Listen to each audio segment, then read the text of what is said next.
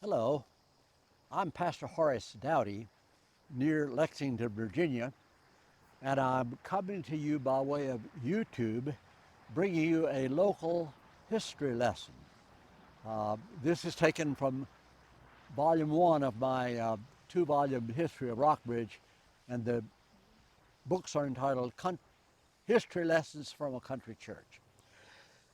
I encourage you to subscribe to Horace Douty YouTube, D-O-U-T-Y, and share these presentations with your friends and your family.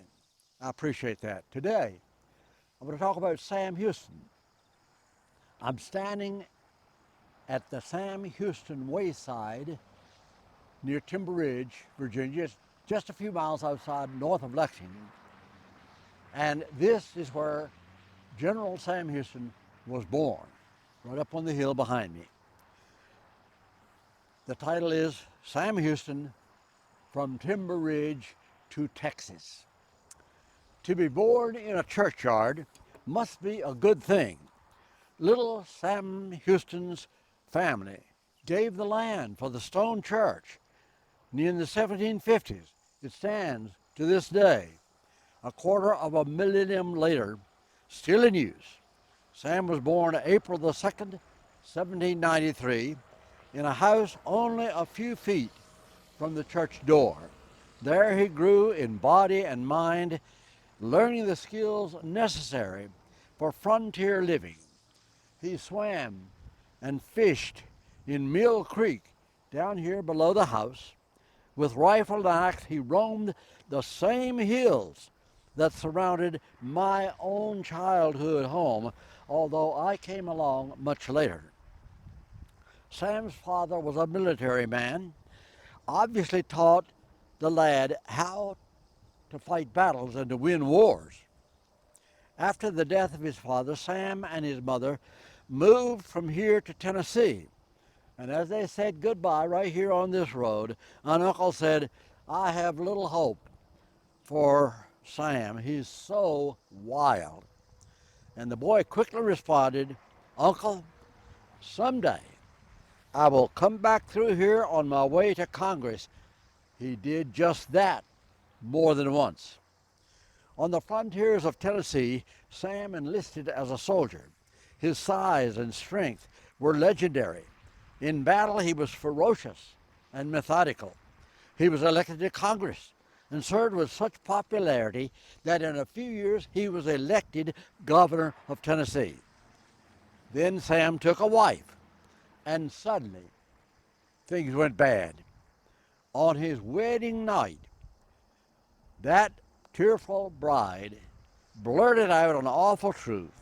She was in love with another man and only married Sam because her parents insisted on her becoming the governor's wife. The lights went out in the governor's mansion. They also went out in the hero's heart. Mounting his horse, that gallant governor rode off without a backward glance and went to live with the Indians. The crisis at the capital would have to be handled by lesser politicians. Sam was not coming back. The red men loved Sam Houston. The chief of the Cherokees adopted as a son this big white man from Rockbridge and named him the Raven. Sam Houston won universal respect among all American Indians and eventually became their advocate in the United States Congress. Federal lawmakers were impressed because here, finally, was a man of valor who knew how to deal with the American Indians. Congress sent Sam to Texas to make treaties with border tribes so that trade and commerce could flourish. And in the years that followed, not a single treaty was broken, proving that Sam Houston knew what he was about. By 1835, Houston had become commander-in-chief of the armies of Texas during the war with Mexico. It was General Sam Houston who clearly saw back then that the Alamo, famous Alamo, was a death trap for Americans and ordered them to evacuate. That order was ignored. resulting in the shocking death of every single man there, including Davy Crockett. But the Mexican triumph under Santa Anna was short-lived. Sam Houston, with only 700 soldiers, caught up with Santa Anna's 1,800-strong army and simply wiped them out. He cleared out the Mexican army, and he lost only 31 of his men.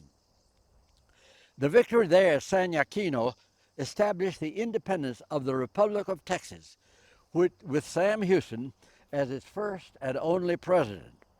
When Texas became a state, Houston became first a senator and then governor of Texas. However, Sam's life as governor failed again. The year was 1861.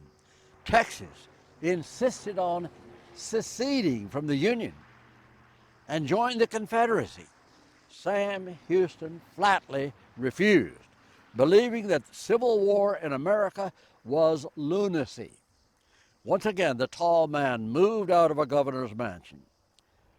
Houston married again, and this time it worked. He had 4 sons, 4 daughters, and although Sam Houston had never been a good student, preferring guns over books, his children distinguished themselves as scholars. Their dad was famous. To this day, April 21 is a Texas holiday every year since 1836, commemorating Houston's decisive victory at San Jacinto. Portraits of Sam Houston are displayed like flags in every chamber of government, and a full-size statue of Sam Houston stands in Austin. Houston, Texas, is named for this boy from Rockbridge. What is General Sam Houston's connection with Oxford Church? His Aunt Esther, Mrs. James McKee, is buried in that graveyard. His cousin, the Reverend Sam Houston, who came along later, was pastor there. And some members of that church are still relatives of Houston. And we, you and I, breathe that same valley air that made Sam Houston a great man. Your own parents and grandparents understand the vanishing traits that were instilled in young Sam. A Scottish verse sums it up. They raised them rough, they raised them well. If their feet were pointed in the paths of hell, they put in their souls the fear of God and tanned their hides with a stiff ramrod. Goodbye.